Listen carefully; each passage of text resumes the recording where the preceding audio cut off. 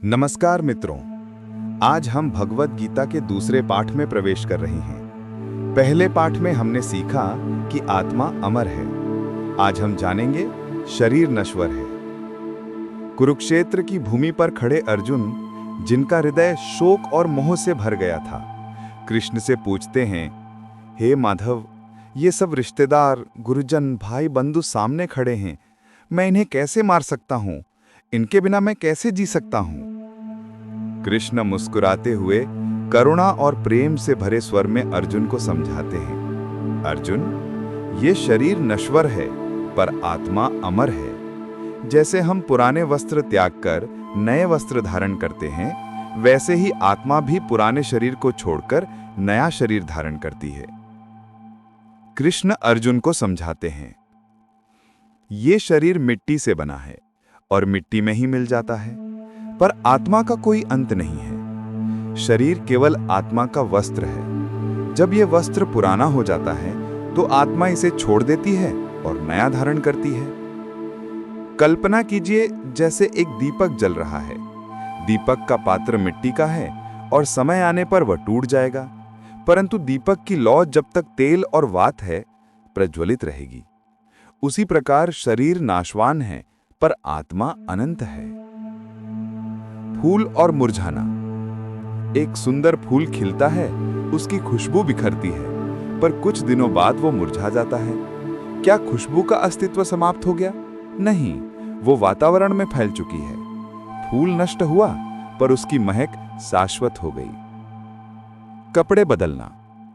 जब आपके कपड़े पुराने हो जाते हैं तो आप नए कपड़े पहन लेते हैं। वैसे ही आत्मा शरीर बदलती है। बीज से वृक्ष। एक बीज मिट्टी में दब जाता है, सड़ता है, पर उससे एक नया पौधा जन्म लेता है। इसी प्रकार शरीर खत्म होता है पर आत्मा नए जीवन में प्रकट होती है। अर्जुन का प्रश्न। अर्जुन ने पूछा, हे केशव, यदि आत्मा अमर है और शरीर नश्वर है तो हम क्यों रोते हैं? जब कोई मर जाता है तो शोक क्यों होता है? कृष्ण बोले, अर्जुन, शोक अज्ञान का परिणाम है। ज्ञानी व्यक्ति मृत्यु पर शोक नहीं करता, क्योंकि वो जानता है कि मृत्यु केवल शरीर की है, आत्मा की नहीं। मृत्यु का भय। आज का मनुष्य सबसे अधिक मृत्यु से डरता है, लेकिन यदि हम समझ लें कि आत्मा कभी नहीं मरती तो यह भय मिट जाएगा। शरीर का मोह। हम अपने शरीर पर अत्यधिक गर्व करते हैं, सुंदरता, शक्ति, रूप, रंग, लेकिन ये सब अस्थायी हैं। यदि हम आत्मा पर ध्यान दें तो जीवन अधिक शांत और संतुलित होगा।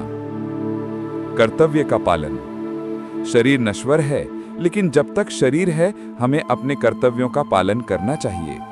जैसे विद्यार्थी को पढ़ाई करनी चाहिए, सैनिक को अपने राष्ट्र की रक्षा करनी चाहिए, माता पिता को बच्चों का पालन करना चाहिए। अर्जुन, आत्मा के लिए मृत्यु जैसी कोई चीज नहीं है। शरीर आता है और चला जाता है। तुम्हारा धर्म है युद्ध करना, धर्म की रक्षा करना, इसलिए शोक मत करो।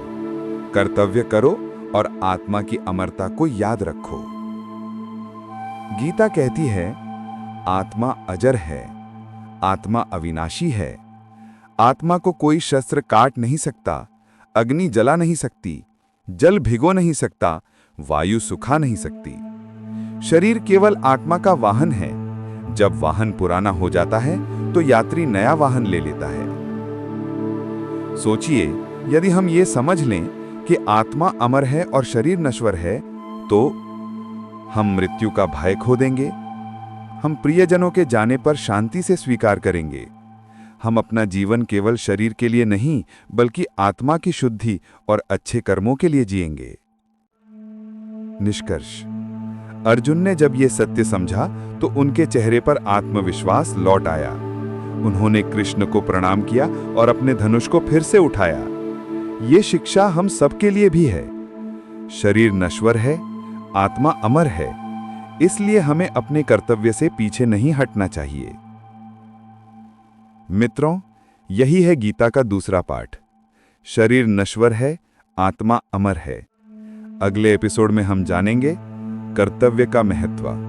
Do your duty without attachment. नमस्कार। अगर आपको ये ज्ञान अच्छा लगा हो तो चैनल को सब्सक्राइब करें, वीडियो को लाइक करें और अपने मित्रों के साथ शेयर करें।